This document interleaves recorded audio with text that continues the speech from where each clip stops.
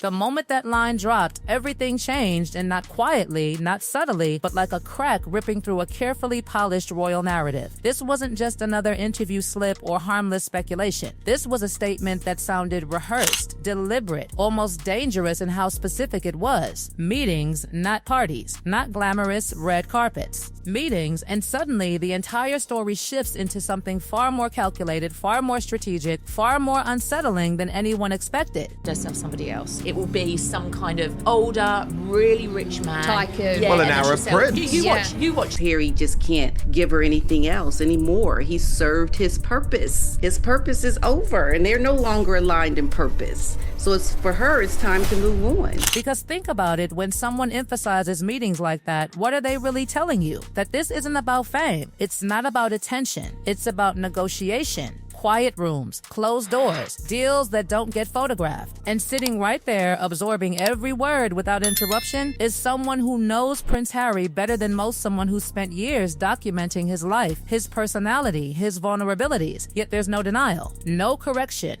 no pushback, just a response that somehow makes the situation feel even heavier, even more loaded with implications. She can say, well, look, I'm needing professional investment or all of that type of thing. But Burrell's suggestion and your suggestion seems to be also if something romantic presented itself. She will take her royal kids, who can still go by prince and princess, and find the billionaire, like you say, who actually will just keep her in the manner to which she like to become accustomed. That silence, it doesn't feel neutral. It feels like confirmation hiding in plain sight. And then comes Angela Levin, stepping into the narrative with claims that don't just raise eyebrows, they redraw the entire timeline. According to Angela Levin, this wasn't sudden. This wasn't accidental. This was years in the making. A long, patient effort to build connections with very wealthy men. Not casually, not randomly, deliberately, carefully, strategically.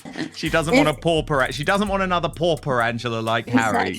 That he's not rich enough for her, okay? It gets trickier because these billionaires can sense one thing. When you're not looking for a partner, you're looking for a solution. And then the line that lingers like a whisper you can't shake still with Harry because the right person hasn't been found yet. Not still in love, not still committed, still hanging on. That wording doesn't slip out by accident. That wording lands exactly where it's meant to. It reframes everything, every appearance, every public moment. Every smile suddenly feels like it might be part of something else entirely.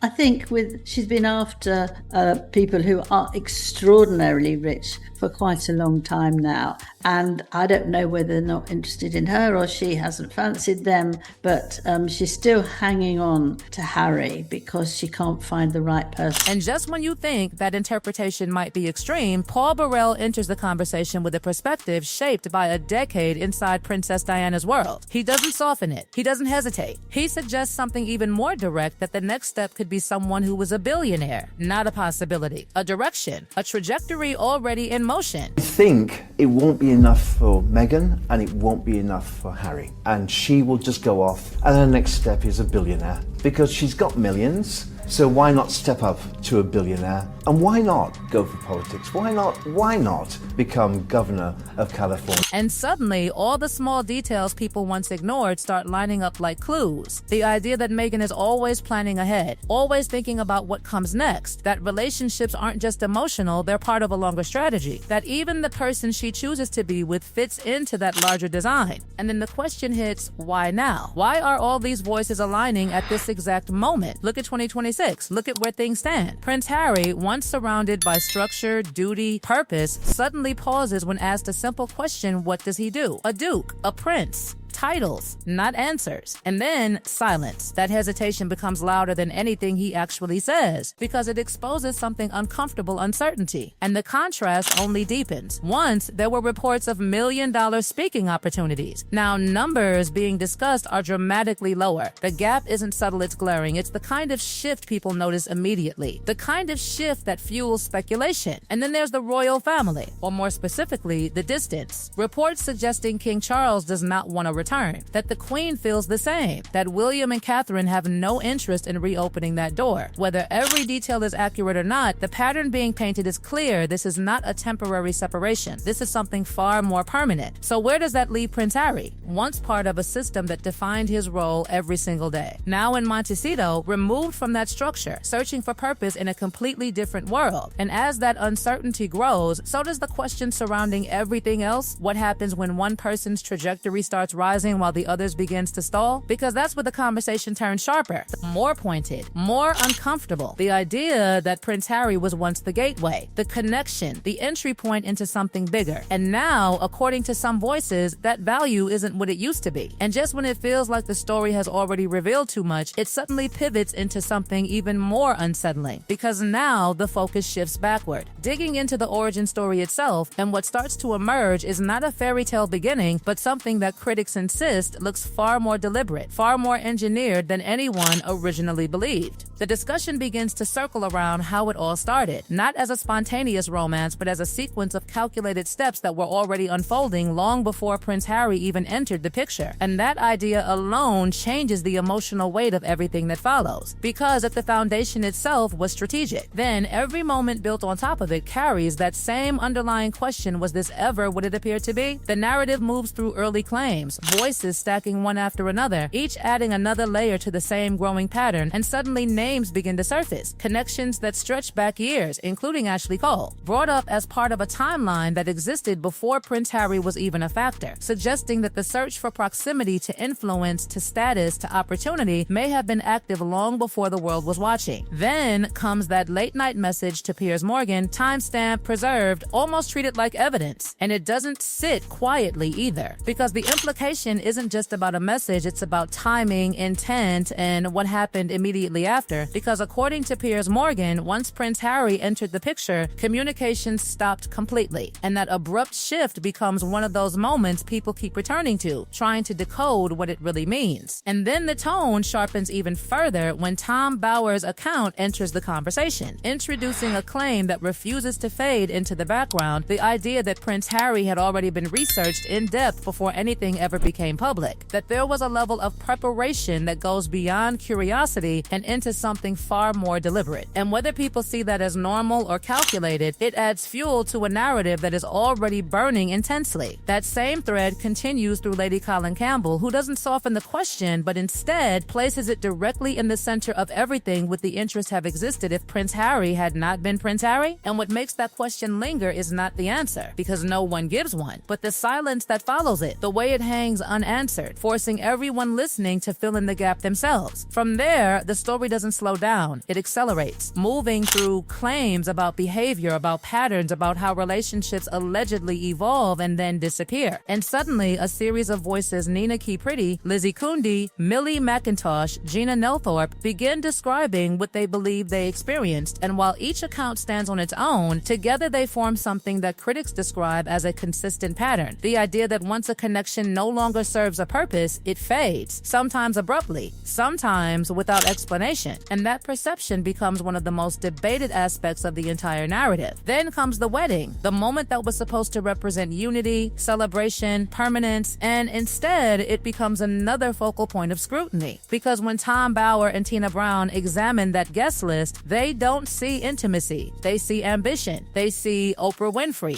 George Clooney, powerful names filling seats that critics argue tell a story not about the past but about the future, about where the trajectory was heading rather than where it had been, and that interpretation shifts the meaning of that entire day into something far more strategic than sentimental. And just when it seems like the past has been fully dissected, the present crashes back in with even more intensity, because now the conversation turns to what is happening right now, to the absence from events like the Met Gala, to the reported distance from figures like Jeff Bezos and Lauren Sanchez Bezos, to claims about strained or fading connections involving Elton John, David Furnish, the Obamas, the Clooney, Oprah, Gwyneth Paltrow. And suddenly the question isn't about how the climb happened, but whether the momentum has started to slow, whether the network that was once expanding is now shifting in ways that are far less predictable. At the same time, the financial narrative enters the spotlight with discussions about Netflix, about projects that didn't land the way people expected, about visibility that doesn't always translate into influence, and those details begin to connect back to the earlier earlier claims about meetings with billionaires in Los Angeles, creating a contrast that feels impossible to ignore. Because on one side, there are reports of high-level connections being pursued, and on the other side, there are suggestions that certain doors are no longer opening the way they once did. And then the conversation circles back to Prince Harry, because no matter how far the discussion drifts, everything eventually returns to that central dynamic, to the idea presented by Angela Levin, by Paul Burrell, by Lady Colin Campbell, that this relationship may have always been built on overlapping expectations that never fully aligned, that both entered it believing in a version of reality that didn't quite exist, and that what we are seeing now could be the result of those expectations colliding in real time. By the time the final predictions are voiced, the tone is no longer speculative, it feels almost inevitable, with commentators openly suggesting that the next chapter could involve a separation, a shift towards someone wealthier, someone more aligned with the ambitions that have been described throughout this entire narrative. And whether those predictions prove true or not, they leave behind a tension that refuses to resolve, because the story doesn't actually end here.